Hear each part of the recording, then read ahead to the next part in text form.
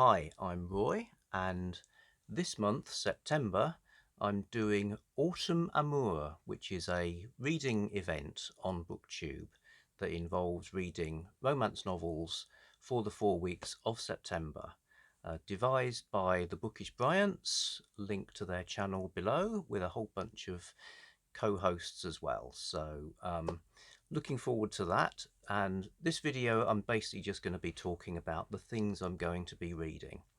Okay, so week 1 is historical and or contemporary, and I've got Yesterday's Affair by Sally Wentworth, which is a Mills and Boon book from 1992, possibly 1993. Mills and Boon Euromance series. So this was when Mills and Boon, as they put it, welcome to another in our series of glamorous romances with a European theme, specially chosen to celebrate 1992, the year of European unity. And they brought out 12 romance books set in 12 countries of the European community, with a map showing you where those countries are. And at the back of each one, a Welcome to Europe fact file with stuff about the place where the book was set. So they really went for it. I mentioned this in another video. They did things like a Euromance quiz, a survey rather, that got into the newspapers with stuff about which is the most romantic country, things like that. So a Mills and Boon Euromance, which it seems to me is both contemporary in that it was written at the time, set in the time it was written, but it's also historical because the very existence of the book itself is part of a historic event. Not many romance books inspired by the signing of the Maastricht Treaty, but this is one. And the one I've got is the UK edition of that journey around Europe. You see you've got the stars of the European flag, one of them whirling off into the distance, and it's got a country flag there to show which nation we'll be visiting. Olivia Grant, North American travel journalist Olivia Grant, was delighted that her next assignment was to be a tourist's eye view of England. And you see her there in some half-timbered town, in that pose where one of the couple is the tourist pose of pointing off into the distance, but always pointing off a bit upwards, as if tourism is about looking at things on roofs. Okay, and you got a red London bus as well, and Stonehenge. So the background for the cover photo is Stonehenge, which is really interesting. Hoping perhaps there'll be some sort of Outlander style time travel or sort of folk horror elements. I think I'll be disappointed in that, but never mind. Interesting image of the two lead characters. So the woman is this Olivia Grant travel journalist. She's got a camera, a big bag. She's sporting a barber style wax jacket. Good choice for the rainy weather of should be the United Kingdom, seems to have become England in the text. What's happening? There's a kiss, but is she pulling away, sort of hurling her head backwards in ecstasy, or is she sort of trying to put distance between herself? But then down in the legular area, there's entwining going on. So are these people, are they attracted to each other, repelled, both at the same time? We've all been there. So that will be week 1. Week 2, the prompt is sweet and or spicy. I think I'm going for sweet, and what could be sweeter than an Amish romance? This one's first of a series called Seasons of Love, Spring of Virtue by Grace Lewis. Every aspect of this, including the author's name, sounds kind of uplifting and wholesome. And I'm interested in seeing what this subgenre is like. Amish romances, there's countless ones, well, lots of them. as well as other religious sects that historically were sort of closed off communities. So there are Quaker romances, Shaker romances as well, though Amish are the big dogs. So looking forward to reading that. I will also take a look at a academic book about the phenomenon of the Amish romance, which has a fantastic title.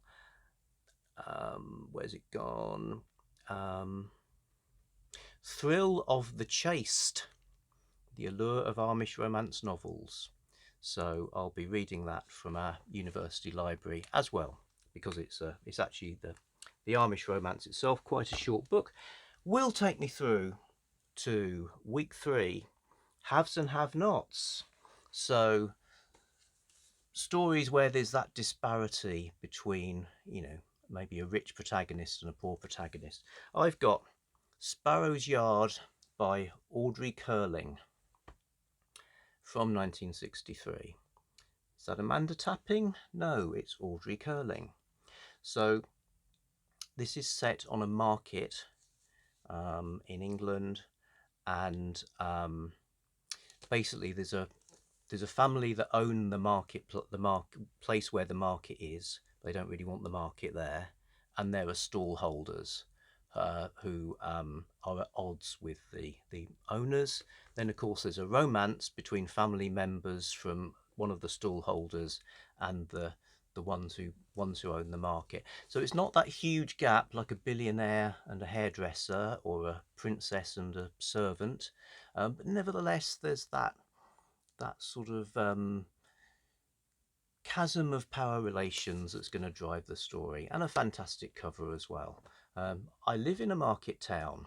Never thought of it as a hotbed of romance before, so this could open my eyes to the romantic possibilities of town markets.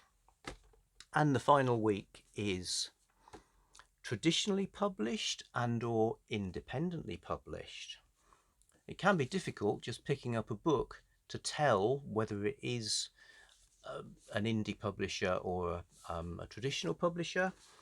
This that I got from a charity shop in a historic market town, Catherine Anderson's Silver Thaw, a Mystic Creek novel, first in a new series.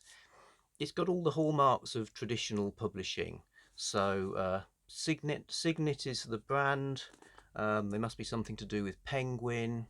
It's festooned with insignia and clues that it's a sort of traditionally published book. So New York Times best-selling author. Not that rules it out being independently published, I suppose. But it's production really. So things like foiled lettering, embossed and foiled, actually 2 different foil colours. There's a specially cut shape in the cover, and a second cover comes into view where you see the 2 characters. She released her dreams into the wind and they found her way into his heart. 2 characters who seem to have been sprayed with high-end workwear from Carhartt, Patagonia, one of those sort of brands. So it's got a sort of outdoorsy feel. Mystic Creek, be interested to see how a romance writer sets up for a series to give something the juice that's going to carry it through multiple volumes. After years of living in fear of her husband, Amanda Banning has left him and moved to Mystic Creek, Oregon for a fresh start. But she's having a tough time providing for herself. Has this just gone dark? Or is this just the phone? Sorry, the phone's got hardly any juice left. It's the second time I've done this. Yeah, writing her secret yearnings on slips of paper and sending them into the wind helps her cling to the hope that things will get better. So, interesting setup. She's writing her thoughts down on these slips of paper, letting them get blown away, not knowing if she'll get a response. A bit like being a new booktuber. So on that note, I will finish. We'll come back on this when I've read the books. Oh yeah, final thing. If I get a chance to do it, bonus book Road to Romance, another Mills and Boon. I have a theory that this is the ultimate Mills and Boon novel out of all the thousands of Mills and Boons there are, which I'll explain when I get to it. Okay, goodbye.